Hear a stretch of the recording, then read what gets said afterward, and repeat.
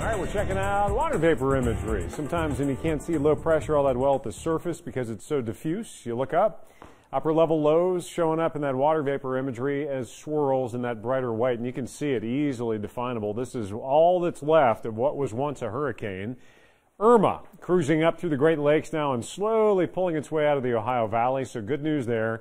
Shades of Irma for sure, a literal ghost of the massive storm that it once was, but still, even today, is a bit of an influence on our weather. We've had showers lingering even into this morning, and the MaxTrack Live Doppler, even though it's very sparse, you can still see a pop of a stray shower or two. I believe I've got 6 hours of data queued up to show you some of the showers as they've been cruising through. Really hit or miss.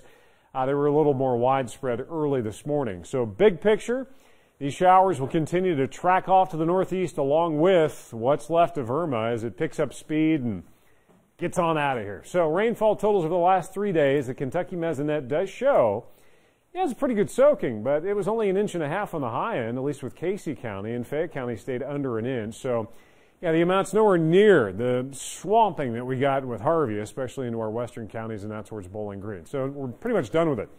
One last Irma day, and that influence rapidly diminishing. So these lingering showers do the same, diminish. We'll end up mostly cloudy. We're already seeing some breaks in those clouds for some sunshine. So cool and still kind of gloomy, but getting slowly better through the course of your afternoon. Here's the LAX 18 Storm Tracker Future Track showing that moisture tapering off, and again, those clouds breaking. Overnight, we're going to need to watch since we've had days and days of rain. We'll have clouds breaking and temperatures cooling off. We're going to need to watch for some areas of dense fog for the morning commute early Friday. But it's overall good news as we head into the weekend. We're in the mid to upper 60s now.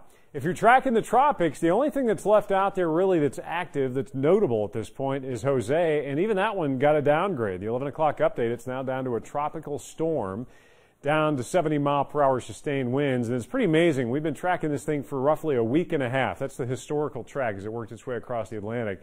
And then just started to do this slow meander, this loop-to-loop.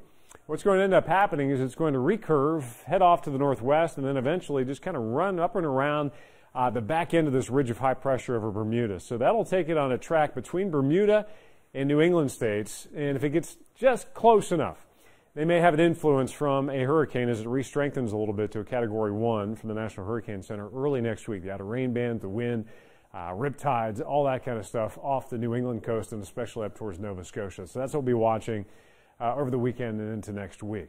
A few light showers still hanging on. Most folks aren't going to be impacted by them. I think the majority of it was confined to this morning. Temperatures low to, if you're lucky, some mid-70s. So the warming trend starts to kick back in again. Upper 50s tonight. Watch out for that dense fog tomorrow morning. And then tomorrow, how about highs in the upper 70s, partly sunny skies. That in and of itself is a nice day, but then we'll just keep, kicking it up a notch. Saturday, mostly sunny, low 80s, a beautiful end of the weekend, a warm and dry one, and we could get into an extended dry stretch. We went from days of rain to days without it. We're still in the low to even mid-80s Monday, maybe a weak cold front trying to track through that much rain, knock us back in the 70s. The next decent chance at showers and storms may be held off until the end of the 8-day deal. Oh, we sure need it. All right, Tom, thank you.